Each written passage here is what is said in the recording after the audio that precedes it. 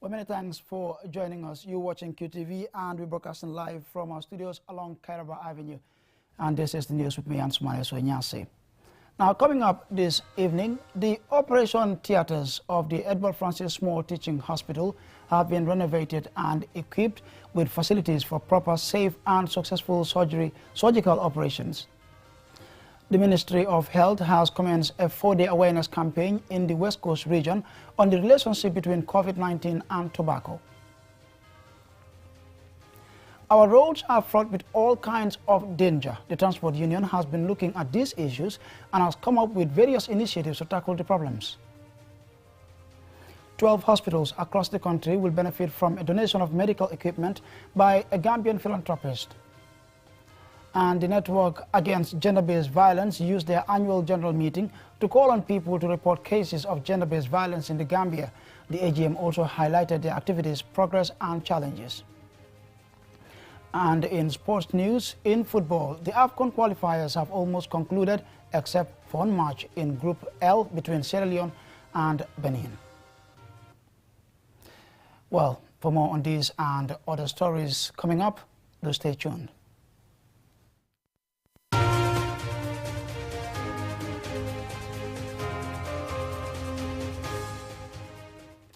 And now we take a look at the news in detail. The operation theaters of the Edward Francis Small Teaching Hospital have been renovated and equipped with facilities for proper, safe, and successful surgical operations. The Minister of Health today launched the renovated health facility, which he hailed as a developmental march towards transforming the country's health sector. More in this report. Proper healthcare service delivery is reliant on the human and material capacity of every hospital. This is a necessity for our health system that is in need of upgrading, given the sensitivity and importance of healthcare delivery. The Edward Francis Small Teaching Hospital has taken a giant leap towards that after the refurbishment of its operating theaters that are now equipped with modern surgical equipment. This is a teaching hospital. It is the premier hospital of the country, so we should have the premier facilities. As I said, the foresight that came before has seen to the fact that we are going to have 3 brand new theaters, a good recovery room where we can recover patients, but this is only the first 3 or 4 phases. There's still one more phase to go, which of course is looking after the staff welfare, and that is yet to come, where we will redo the changing rooms, the staff rest areas. So it's a complete project. These theaters are where some of the most complex surgical operations are conducted, and the most recent one being the widely celebrated first knee replacement surgery ever done in the Gambia. Before this refurbishment, these theaters increased the operational burden on those seeking to give the required health care. So much so, they had to become a major concern. The real harvest is the work, as has been indicated by Professor Victoria here, the work that will be done in there. And we've already seen examples of the kind of work. We all recently were witness to the kind of operation done by our able head of Department of Surgery, Dr. Keva Marena here. Patients were prone to infections after operation due to the theaters being ill-equipped and not fit for purpose. Having been refurbished and upgraded, the results of surgical operations are expected to be greatly improved. Post-operative infection could be deadly because it could kill people. Somebody could enter a health facility for a simple operation or a clean operation, and then because of contamination, the person could develop post-operative sepsis, which could lead to a loss of life. So when we have a hygienic theater, a well-designed theater, a modern theater, this can be averted. The Minister of Health, who was once head of surgery department of this hospital, gives us an idea of what changes the refurbished and equipped theaters has brought for smooth and effective surgical operations. This is manifested by the historical medical achievements the hospital has registered through its Department of Surgery. Dr. Marena had done the knee replacement surgery. They've been doing hip replacement surgeries in this country before, I'm sure you all know. Can only be done in theaters that have these possibilities. Otherwise, they may end up getting infected, and infection is a disaster when you have an implant surgery, where you put in prosthesis, where you put in metals into the bodies of people. When they get infected, it becomes a disaster because it could cause more complications. You have to reoperate them most of the time to remove that implant. So we don't want infections post-operatively. The project for the upgrading of the theatres is financed by the Heart for Gambia, a non-government organization that has supported development projects in the Gambia since 2006. Mahmoud Lamid Choi, QTV News. The Ministry of Health, in collaboration with the Center for Tobacco Control in Africa, on Wednesday began a 4-day awareness campaign in the West Coast region on the relationship between COVID-19 and tobacco. Omar Pijalo reports. In the next 4 days, the caravan will tour several communities in the region, highlighting the risk faced by smokers after contracting COVID-19. Leading the caravan, Senabu Bicham, Program Officer at the Non-Communicable Disease and Tobacco Control Unit of the Ministry of Health, said several studies have shown that smokers are more vulnerable to COVID-19 and can manifest severe symptoms when they contact the virus, and fatality is higher among smokers. Tobacco has a lot of effects, especially with COVID-19.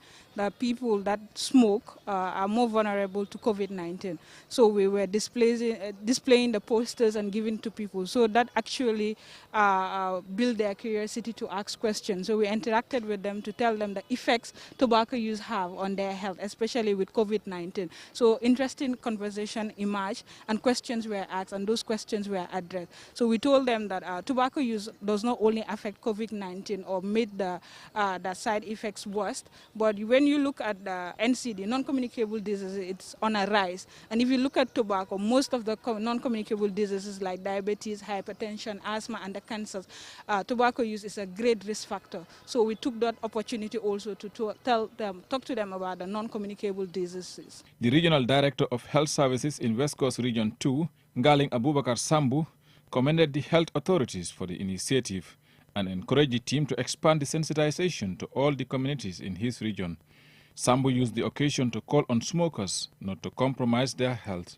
The national community, you cannot say ban, because why? There are some people who are already even affected by smoking. Our role there should be helping them. How do they quit smoking? Do you understand? Not just drastically not smoke.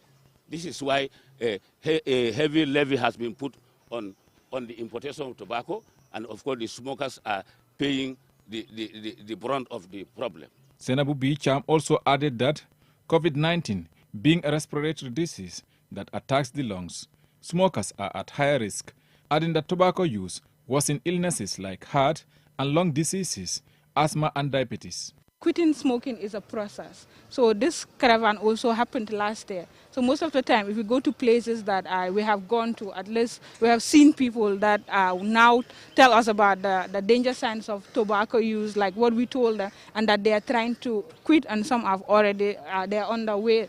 Because, you know, it's addictive, so it takes a lot of time. So it's actually paying dividends. The Gambia had prohibited public smoking with a penalty of $3,000 is fine or face a 3-month imprisonment. However, not much has been done in the implementation of this policy. Unless policies and stringent measures are implemented, tobacco will continue to claim more lives in the Gambia and across the world, especially during the pandemic. Reporting for QTV News, I am Omar P. Jallo. Now, players of the Gambia national team, the Scorpions, say qualification to their maiden AFCON tournament is a massive boost for their careers, especially in club football. They made these remarks in the sidelines of a government-held dinner for the players. For more, here's my colleague Mahmoud Gajaka. Appreciated, loved and celebrated. These players are the golden generation who secured Gambia their first AFCON ticket. As part of those celebrating their historic achievement is the government of the Gambia. Several cabinet ministers attended. Among them is Bakari Baji, the Minister of Youth and Sports. One thing you can be assured of, and that is both for the Gambia Football Federation, the captain, the coach, and everyone who is here, is that government is very committed to the development of soft sports and youth empowerment in general. And we understand that sports is not just for the leisure aspect of it. Yes, we have sometimes people think if you quote the figures of how much is spent on sports, they will yell, in surprise, because they think we shouldn't spend that much in sports. But if you look at the investment or the return in investment that sport has, you will know, you will think that we can even spend 3 times what you're spending right now. Also in attendance was First Lady, Madam Fatouba Barrow, who says she is a passionate football fan. She also said the Scorpions were controversially denied a goal in their final group game away to DR Congo on Monday. President is the #1 fan. I'm #2 because I watched the match and he was busy having a meeting. I watched the match and I came out from the dining room, rushed to him and I congratulated him. One of the biggest highlights of the event was getting camera side Musa Barrow speaking on camera. The Bologna forward rarely speaks to the media, but QTV managed to get him talking. He says the history they made could help him in his club performance. To returning back to my club, just continue doing hard work and do what I love doing, on the pitch, helping my team, and also aiming high heights because I know, inshallah, soon the AFCON is gonna start. So I'll be prepared to help my country. Among the historic winning Scorpions team is third-choice goalkeeper Babakar Gay, who plays for lower division side TuS Wien Kolbins in Germany. He says the Scorpions' success story is a source of motivation for him to boost his performance at the club level. I mean, it's a confidence boost for sure. Like, we all got a confidence so high after this, and yeah, it's just gonna help. It's just gonna help on the pitch. If you think of an achievement you had in the past, it's always gonna boost you forward. How about the future of Gambian football? You are already part of history, and you think with the Gambia you can achieve a lot of things in football for the future. Yeah, inshallah, for sure, because we have a decent team, we have decent young players, we have decent experienced players, and I think the whole mix is just gonna help the world to see what Gambian football players can actually do, and we get the recognition we deserve. Now that the Scorpions qualified to their maiden Africa Cup of Nations, what is next? Mamadou Gajaga, QTV News. Well, what is next? We hope we have a successful campaign in Cameroon. And I'm afraid from that report by Mamadou Gajaga, we will take our first commercial break, but the news continues when we return. Join the Gambia's fastest growing network and enjoy high-speed 4G LTE. Dial *335# to subscribe to QCell's 4G LTE service. There's no need to swap your SIM. QCell, Senior Boss. We innovate, others follow.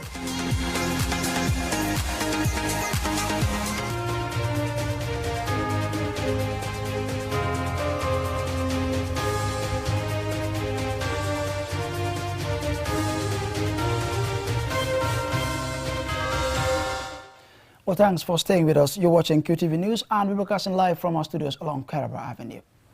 Now, the General Transport Union are calling for government intervention to remedy transport and road safety issues in the Gambia. This comes after the union's completion of a nationwide tour with a report highlighting major concerns and recommendations for the transport sector. Mohamed Lamin Choi tells us more. Smooth transportation and road safety matters to every one of us, given our daily reliance on them. This sector of economy is, however, not without problems and challenges, which the General Transport Union have summarized in a report with recommendations after they conducted a study tour of the industry.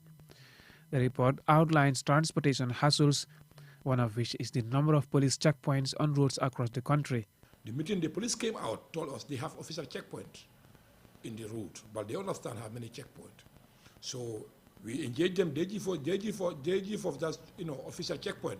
But the incident came in that checkpoint, and what is happening is totally different.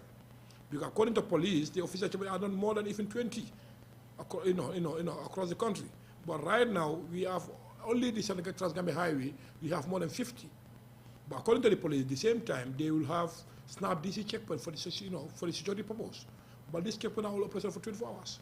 We all know transport is just about time. Among all the many serious points of concerns, road accidents are the most prominently alarming for us all, as it is almost impossible for a day to pass without a few accidents being recorded, sometimes with fatalities.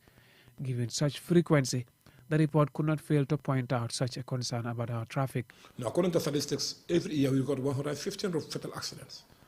But the cause of the accident is to have many contributing factors. But the lead factor, as far as the union is concerned, is issuance of driver license. Because that driver will permit you to drive a vehicle. So any individual came to our garage, I said, commercial, we feel you are a competent driver. But we all know these drivers are not passing through the protocols, according to the law says. Aside from the absence of some fundamental road safety features and signs on our roads, the problem could be broader than that, given the quality of drivers in the traffic. Being aware of the increase in traffic accidents, the police announced in January the renewal of driving licenses for a driving standards review, after which certificates of competence would be issued for the qualified ones. The General Transport Union's report suggests a different and what they think is a better approach. We are suggesting is the government to create independent institutions on the government purview to issue one of driver license and the motor documents. The police can enforce the law. The police are here. You cannot be a judge and be a jury at the same time. That means it's not going to be a fair judgment. So if government have independent institutions on the government purview to issue one of driver license so that the police can enforce the act. Drivers have also reported challenges facing them while transporting passengers and goods from the Gambia to Senegal. Among the issues are that Gambian vehicles entering Senegal are subject to restrictions and charges that allow them to stay in the country only for 10 days, contrary to the joint transport agreement between the two countries, the ECOWAS Protocol on Free Movement of People, Goods and Services, and the Africa Continental Free Trade Area. Gambia is a secretary of the ECOWAS. Senegal is a secretary. They have the convention, they have their regulations who govern all of us. So if Senegal is, in silent in that operation, they do what they want to feel like do, I think the government needs to do something about this. Because what we are saying as a union, Senegalese are defending their interests. Because today, Gambian vehicle cannot, or Gambian vendors, or Gambian businessmen cannot access Senegalese market the way they want it. But our open market is open for them. Anytime, any moment, they can use it anyhow they use. So that is plus to the economic, but it's a menace to our economic. Amidst an increase in vehicles in the country and insufficient and poor quality roads, car parks, proper road signs and features, and non-existent street names, the transportation sector is in need of more attention to establish better roads infrastructure to ease mobility of people, goods and services, and the promotion of trade for economic advancement. Mohamed Lamin Choi, QTV News. Medical items worth millions of dollars were donated today by a philanthropist and a registered nurse in Scotland through the support of MedAid and Kabafita class of 93. The items will benefit 12 hospitals across the country. Abibatu Sise reports. The donation, which is expected to be distributed to 12 hospitals across the country, includes anesthetic machines with monitors, electrocardiograph machine, and diagnostic bladder ultrasound machine, face shields, amongst other valuable items. Mr. Sanusi Drame, a family member of the donor, highlights the need for the donation. Observing the effects of COVID-19 pandemic, the registered nurse approached NHS Scotland and MedAid of Scotland, and their response was phenomenal regarding requesting medical equipment to be brought in back home and to be used.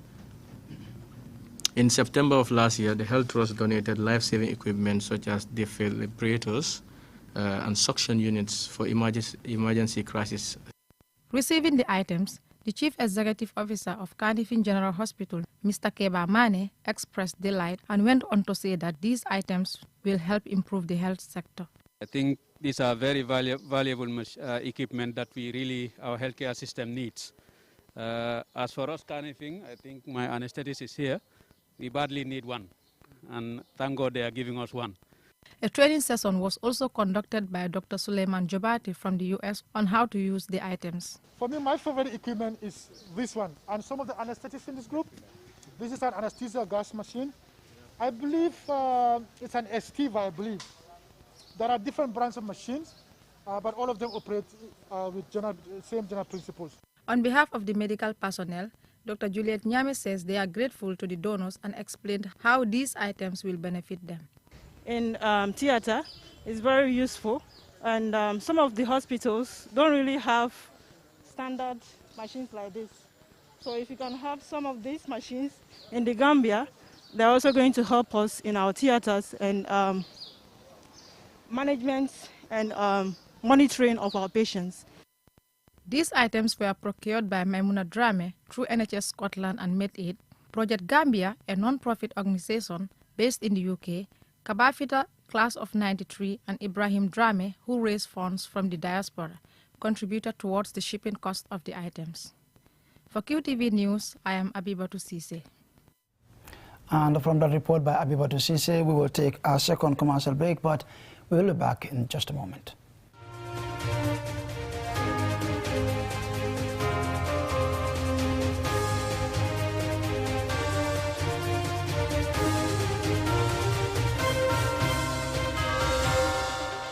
Buy your QCell credit using your QMoney account without any hassle. Cash in any amount starting from $10 and enjoy the amazing services QMoney has to offer. With QMoney, life is easy. Visit your nearest QMoney agent to cash in or call customer care on 133. Don't forget to wash your hands with soap after handling cash. QMoney, Sunyu Kalpe. We innovate, others follow.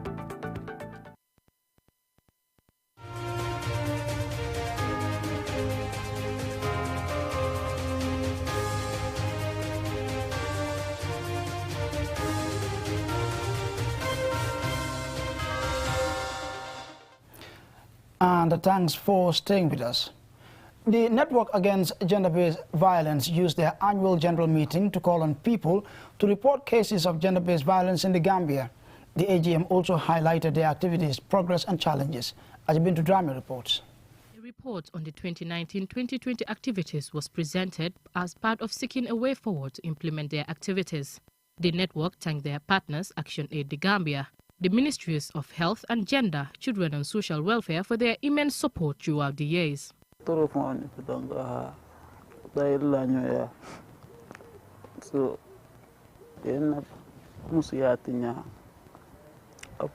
after that, no konosotoji. Kabidon konosoto koda. Nata wudu, barman na wudu no young opera.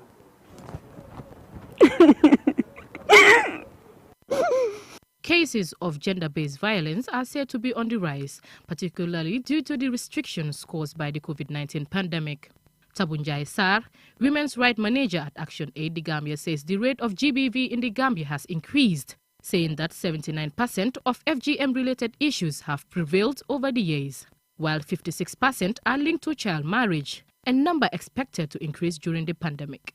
It is a big challenge because, as you said, the culture of silence, the society that we found ourselves, really the values that we are taught, we remain silent to save the girl, to protect the girl. That is what we believe, but also not to tarnish the family name.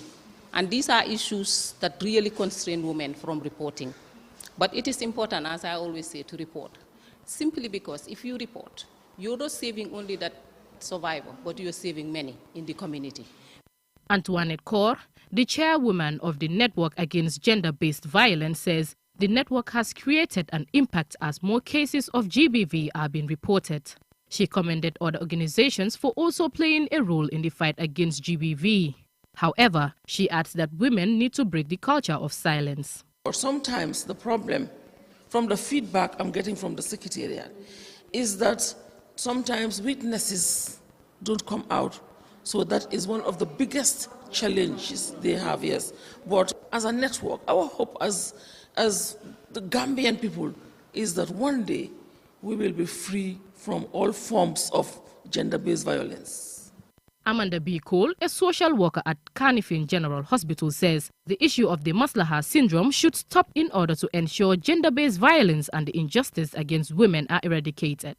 All those kind of rape cases, sometimes drivers, taxi drivers do rape their passengers. So we do have them at the one-stop centers. You know, it's not easy to be raped, especially at the age of 6 years, and then sometimes we have 18 years, you know. So to be raped, and then sometimes they are pregnant to the rape, you know, and sometimes their fathers do rape them.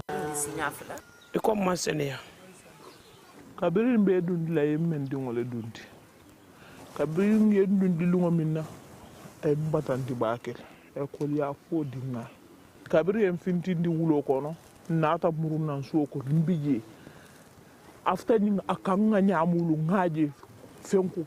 Ajibintu Drame, QTV News. Kotu Kala Nursery and Low Basic School in Sukota held their end-of-year extracurricular activities on Tuesday in grand style. The event was marked by in-school activities such as drama, poetry, music and cultural dance in both English and French languages. Yaya Jawa reports. These children have already built a strong foundation in their education, and the audiences watch them display a high degree of academic excellence as they showcase their various talents before a huge crowd. The event marked the commemoration of the French Commonwealth celebrations by the school French club at a ceremony held at the school's ground. The pupils owed a great deal to their teachers and the school administration, who prepared the children well for this end-of-year activity, the first of its kind in the school.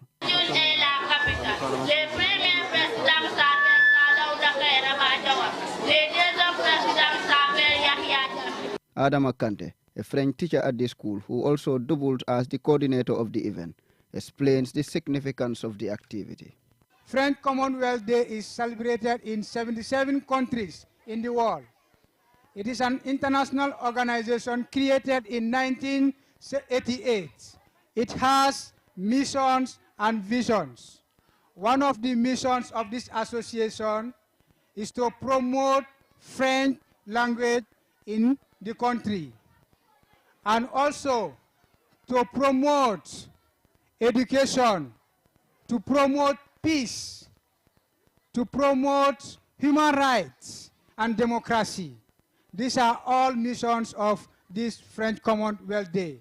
The school's headmaster, Bakari Emmane, said the spectacular performances displayed by the school children is a clear manifestation that they are being well taught and well nurtured at the school. He urged parents to continue supporting their children to get an education, saying that education is the primary key to success. He went on to say that the school is faced with financial challenges and urged parents to pay their children's school fees on time. When it comes to collection of school fees, we always have to run after parents. As I am speaking, almost 5% of the students did not pay their school fees. And it is from these school fees that is collected, which is plowed back to teachers to pay their salaries. And we all know teachers, their pen is their might. The school board's chairman, Fabakari Toure, was full of praises for the school administration. He thanked and commended them for the good work and services that they have given to the school and challenged them to continue. We would also like to thank Mr. Kante for this initiative, as this is the first time that Kotukala is celebrating French Commonwealth Day. We know Mr. Kante could not have done it alone. He was able to accomplish this with the help and the dedication of our hard-working teachers. Alhaji Tal, the cluster monitor for Bijilo Cluster, emphasized the need for students across the country to learn French and take the subject seriously in school. Yes, we live in a country whose official language is English. Very important for our kids to learn and know other languages. This will prepare them to face the realities in the world. It will prepare them, expose them, and they will find it easy when they leave the borders of this country. At the end of the ceremony, school children were awarded certificates for their hard work, commitment, and academic excellence. Reporting for QTV News, I am Yahya Jao. Now, from the report by Yaya Jawa, we will take a look at sports in just a moment.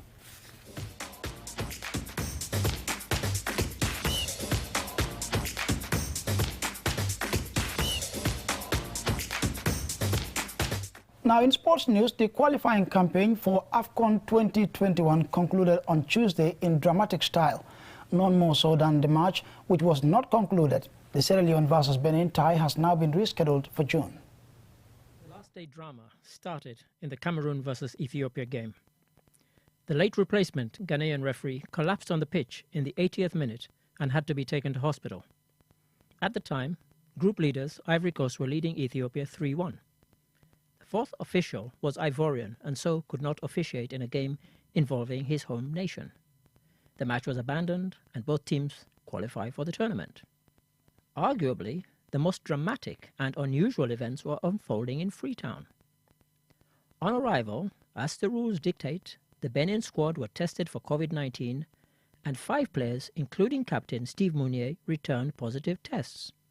One Sierra Leone player also returned a positive test. The Benin Football Federation quickly took to Twitter to allege foul play, as did Steve Mounier on his Twitter account. On arrival at the Shaka Stevens Stadium in Freetown, the team refused to come down from their coach.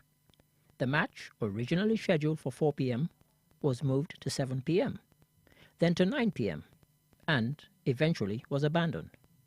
On Wednesday, African football's governing body, CAF, issued a statement saying the match had been rescheduled to an unspecified date in June, the next window for international matches. Sierra Leone Football Association issued their own press release stating they had not been given the logic behind the decision to reschedule the game. In normal circumstances, Benin should have forfeited the match for refusing to play. At the time of this broadcast, Sierra Leone have made it clear that they will appeal this decision. Sierra Leone would have to win the match by at least 2 clear goals to leapfrog Benin for the final remaining place in the tournament. The A to Z of qualifiers reads thus: Algeria, Burkina Faso, Cameroon, Cabo Verde, Comoros, Côte d'Ivoire, Egypt, Equatorial Guinea, Ethiopia, Gabon, Gambia, Ghana, Guinea, Guinea-Bissau, Malawi, Mali, Mauritania, Morocco, Nigeria, Senegal, Sudan, Tunisia, and Zimbabwe. The Gambia and the Comoros will be making their first appearances in the tournament. And notable absentees include previous winners Democratic Republic of Congo, South Africa, and Zambia. And of course Madagascar, who got to the quarterfinals at the previous tournament. And for the first time ever, the ECOWAS region will provide exactly half of the 24 finalists. Of the 23 teams that have qualified so far, 11 are from the ECOWAS region. That number is set to rise to 12 if either Sierra Leone or Benin qualifies from their postponed match. For QTV News, I am Ade Darami. The ECOWAS region will be well represented in Cameroon next year. Well, I'm afraid that's all about it, but before we take a leave of you, here's a recap from main headlines. The operation theatres of the Edward Francis Small Teaching Hospital have been renovated and equipped with facilities for proper, safe and successful surgical operations. Our roads are fraught with all kinds of danger. The Transport Union has been looking at these issues and has come up with various initiatives to tackle the problems. The Ministry of Health has commenced a 4-day awareness campaign in the West Coast region on the relationship between COVID-19 and tobacco. The Network Against Gender-Based Violence used their annual general meeting to call on people to report cases of gender-based violence in the Gambia. The AGM also highlighted their activities, progress and challenges. 12 hospitals across the country will benefit from a donation of medical equipment by a Gambian philanthropist. And in sports, in football, the AFCON qualifiers have almost concluded, except for one match in Group L between Sierra Leone and Benin. Well, that's all we have for you in this edition of the news. On behalf of the entire production team, thanks for watching. Join us at 10 p.m. for another bulletin.